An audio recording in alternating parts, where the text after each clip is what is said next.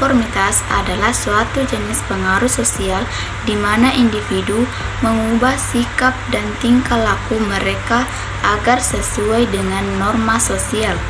Sedangkan menurut Kessler dalam Jalaluddin Rahmat mengatakan bahwa konformitas adalah perubahan perilaku atau kepercayaan menurut norma kelompok sebagai tekanan kelompok yang real atau yang dibayangkan.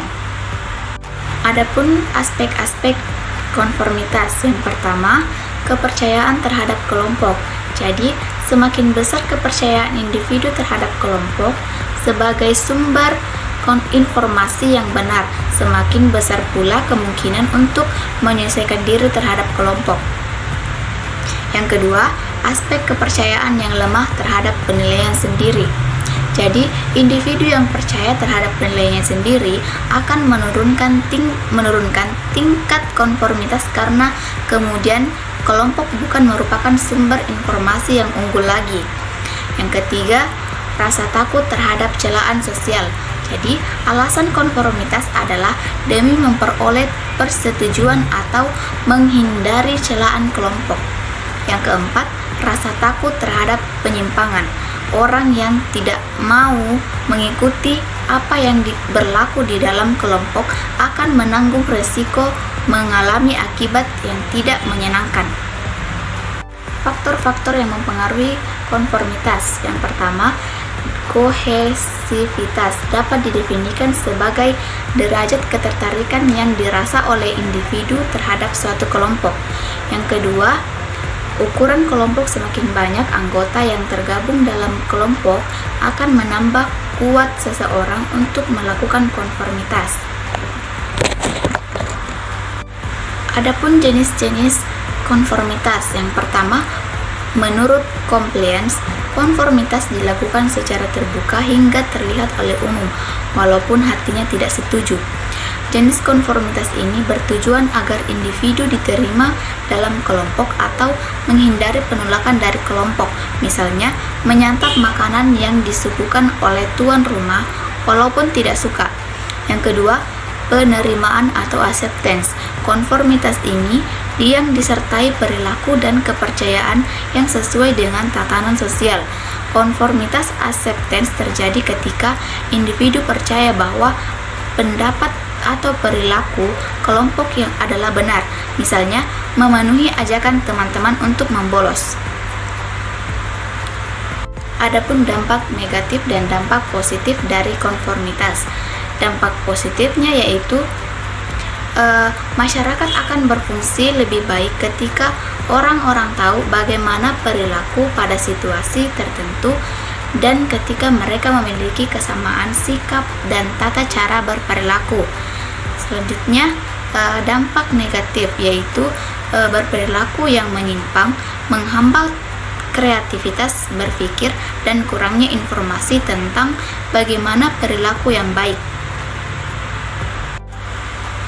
Pengertian penyimpangan ialah tindakan yang menyimpang dari norma-norma yang berlaku dalam suatu sistem sosial dan menimbulkan usaha dari pihak berwenang untuk memperbaiki perilaku yang menyimpang atau abnormal tersebut.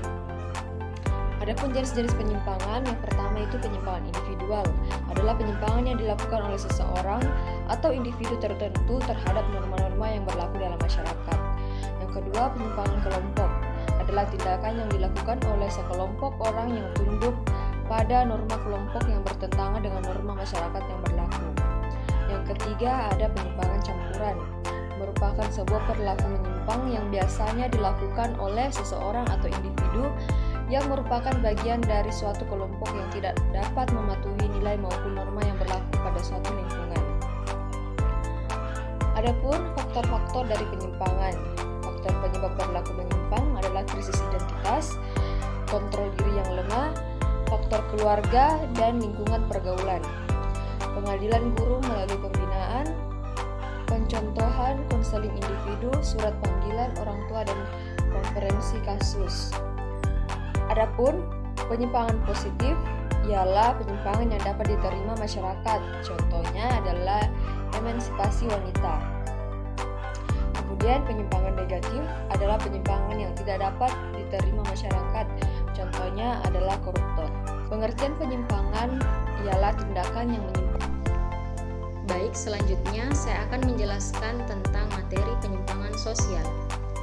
Penyimpangan sosial adalah suatu perilaku yang dilakukan oleh individu atau kelompok yang tidak sesuai dengan norma sosial di lingkungan masyarakat.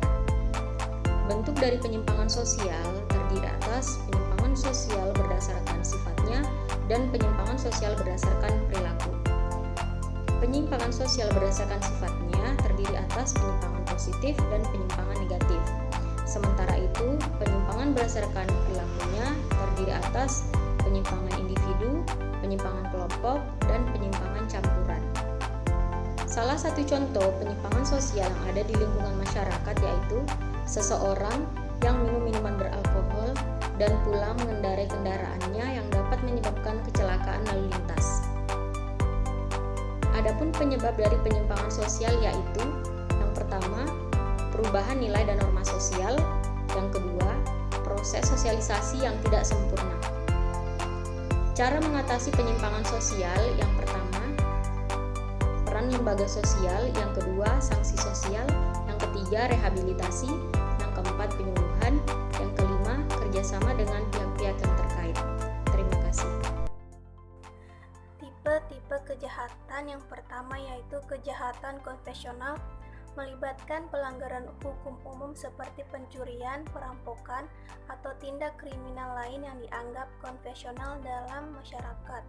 Yang kedua, kejahatan profesional, melibatkan individu yang memiliki keterampilan atau pengetahuan khusus dan menggunakan keahlian tersebut untuk melakukan kejahatan seperti penipuan dan korupsi. Yang ketiga, kejahatan organisasi, terkait dengan aktivitas kriminal yang dilakukan oleh kelompok terorganisir seperti perdagangan narkoba, pencucian uang, atau kejahatan terorisme. Yang keempat, kejahatan cybernetik, melibatkan penyalahgunaan teknologi dan komputer termaksud peretasan, pencurian data, dan serangan cyber. Yang kelima, kejahatan lingkungan, terkait dengan pelanggaran terhadap hukum lingkungan seperti pencemaran udara dan air dan kerusakan ekosistem. Yang keenam, kejahatan narkotika, melibatkan produksi, distribusi, atau penggunaan narkotika ilegal. Yang ketujuh, kejahatan seksual, termaksud tindakan pelecehan seksual, pemerkosaan, dan pornografi ilegal. Yang kedelapan, kejahatan korporasi, terkait dengan tindakan ilegal yang dilakukan oleh perusahaan atau institusi seperti penipuan keuangan atau pelanggaran regulasi. Yang ke-9, kejahatan terhadap kemanusiaan, melibatkan tindakan kekerasan yang menargetkan kelompok etnis, agama, atau kelompok sosial tertentu, seringkali terkait dengan konflik bersenjata. Dan yang terakhir, ke-10, kejahatan kehakiman, termasuk pelanggaran terhadap sistem peradilan seperti menghalangi proses hukum atau memberikan kesaksian palsu.